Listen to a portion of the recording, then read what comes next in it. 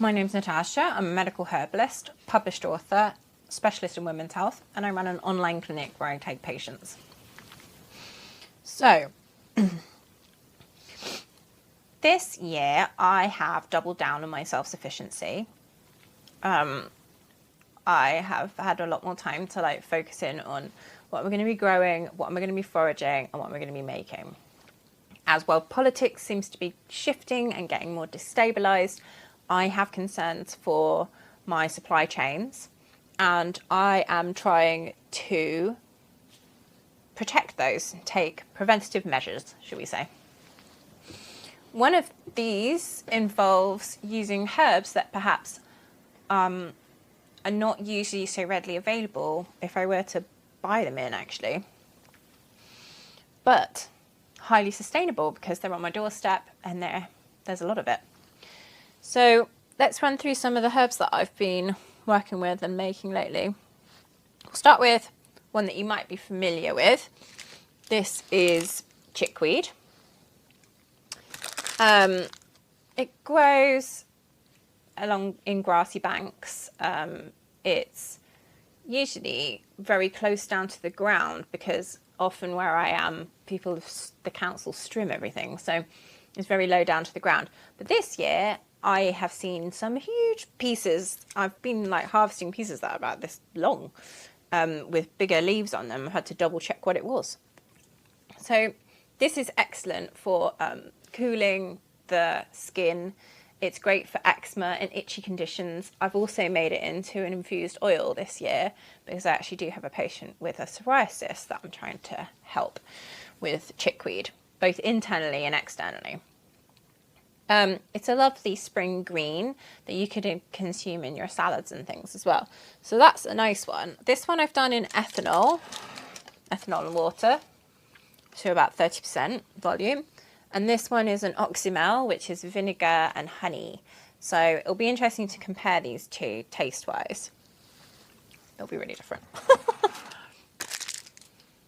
The next thing I've found in abundance, around about the same time actually, I discovered some speedwell, which is growing in our allotments as a weed, and I offered to weed someone's plot of its speedwell. Speedwell is also called Veronica officinalis. This is very dark because I've allowed it to really oxidize on top, but I'm not covering it at all. Which is how I used to make all of my tinctures, and I wasn't bothered about the oxidation in the slightest. And I've only just this year started to maybe change my tune on that. I don't know. Most of the tinctures you buy are brown, so I don't really think too much about it. So speedwell, where has it gone? Veronica officinalis, here we go. Used as a diuretic, so it helps you wee, as an alterative, which means it cleanses the blood, a tonic, a vulnerary, which means that it strengthens the veins and cardiovascular system, and an expectorant, which means it helps you get rid of old coughs and phlegm and stuff. It says it's used for scrofulous disorders, catarrh, and skin diseases. So that's, also got potential there for my psoriasis patient, which is nice. That'll be ready soon, in a week. I have to edit that. Okay. Next thing, chickweed. Veronica, I don't think you can buy that normally, so that's a really nice one for me to be using. A more familiar herb would be nettle, stinging nettle. So stinging nettle, I've harvested it fresh. I love how this is very, very light green at the bottom and it's starting to go black at the top. You can actually use nettle to make a grey dye if you're dyeing your clothes. And actually the stems used to be used to make a nettle fibre. You can make a really coarse string, hemp-like string with it, and rope. Anyhow, nettle, stinging nettle, I use it a lot in my practice because I use it as a tonic. It's rich in vitamins A, B, C, D, K, iron. I think I recently discovered magnesium as well, or calcium as well. Anyhow, a lot. It's a superfood, right? And it goes on our doorstep. It's great for eczema. It's also great for other atopic problems like hay fever and potentially asthma because it helps to downregulate a hyperactive immune system. It's got properties for helping things like gout and rheumatoid arthritis. But mostly I use it as a tonic for the blood to strengthen people and help them feel more energized. This is in 30% alcohol, and all I've done is chopped it and macerated it in the 30% alcohol. But because a lot of the minerals and saltiness of nettle are extracted so well in water, I've tried another route, which was a very quick preparation. I decocted the nettle leaf overnight. I soaked it in water, and then in the morning brought it to a boil in a pan for about maybe half an hour with a lid on it. And then once that was like fully going and smelling really nutritious and minerally, I took it off yeah, it doesn't smell too alcoholic, which is nice. I took it off and strained it, and then just added alcohol after, which I have like a 96% proof ethanol. So I added that to a 25% proof end result, diluting it with the water. And yeah, I'm curious to compare the taste once they're both done.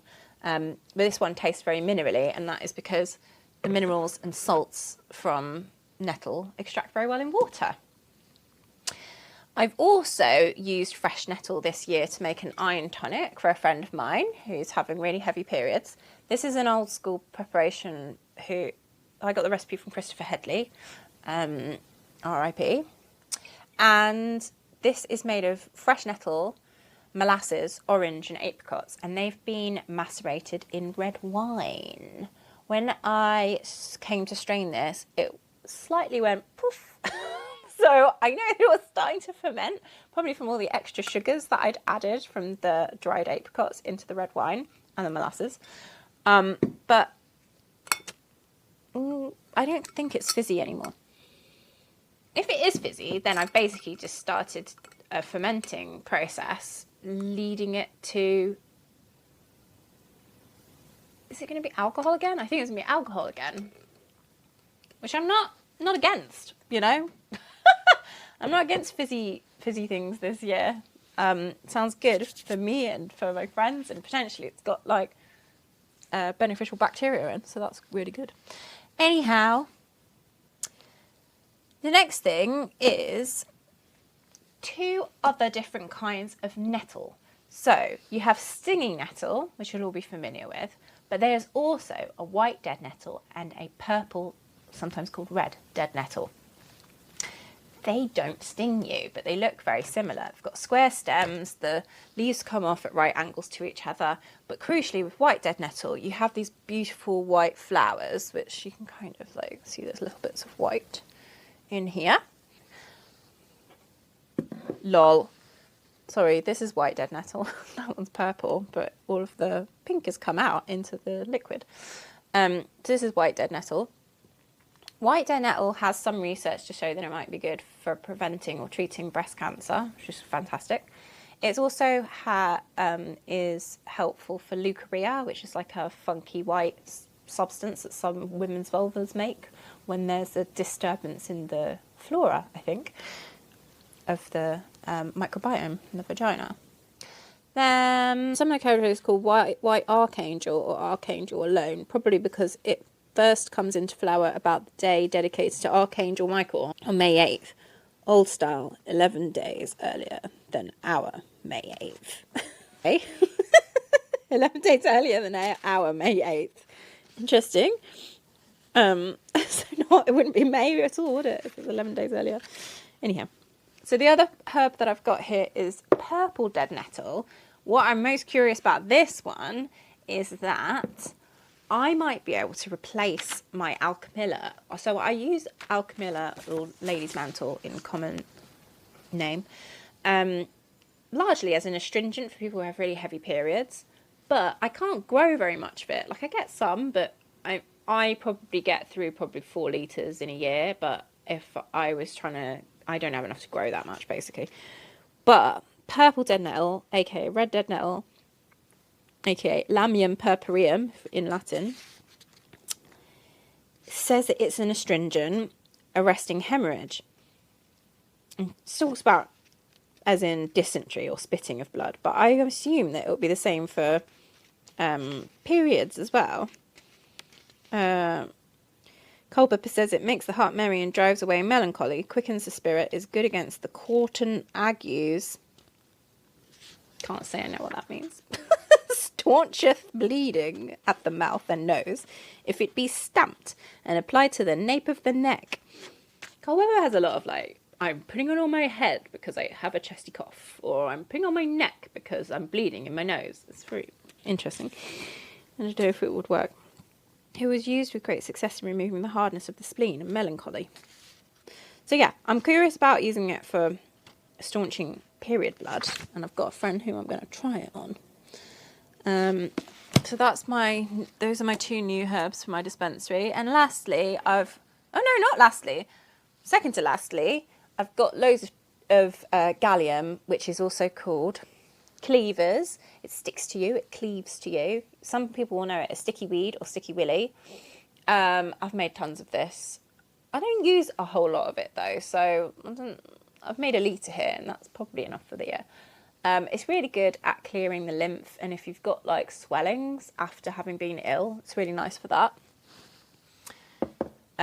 Lastly is primrose.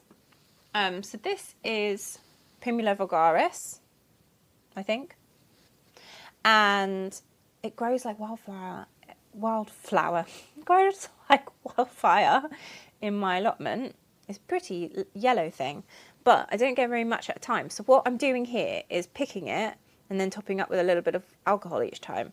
I won't have a clue what potency this is. I suppose what I could do is weigh it at the end, but you know what? Not all tinctures were supposed to be known in such detail.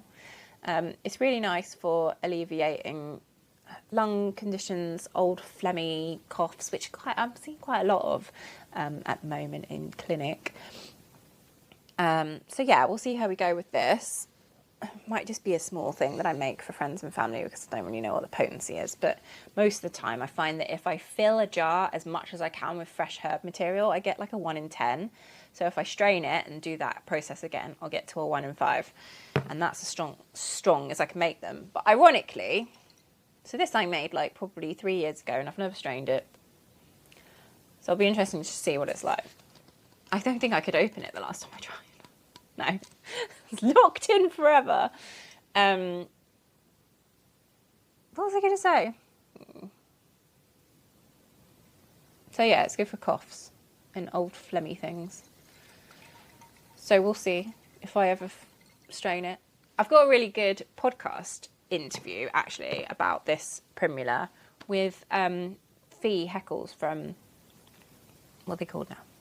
From Seed Sisters. So yeah, you can go and check that one out to learn more about that plant. It's really beautiful, but I just don't have tons and tons of it to make, you know, lots and lots of litres. So there we are. That's all of the tinctures that I'm working with now. I've got some really interesting research that I did though, where I went to the Wellcome collection fairly recently and found a book that talked about the history of Irish apothecaries. And it said that the apothecaries had used a book that had been imported from the Middle East, essentially, from, you know, Unani Tib medicine, from like Avicenna or Ibizina. And that book that they had used had bypassed Europe. And so it was translated from Arabic to Latin, and then from Latin to Gaelic. And interestingly, if you compare the original document that they had, the Arabic one, to the Gaelic one, there are herbs added to it that don't exist in the Arabic one. And I think that it is probably evidence of the local herbs that they were using. So I'm trying to get more familiar with those 30 herbs, and I'm hoping to incorporate them more, provided that I can forage for them in my local area. So watch this space when it comes to the herbs this year, there's a lot of interesting things that I'm making, and it will be interesting as I strain these and taste them, how they compare with the things that I might replace. So yeah, stay tuned.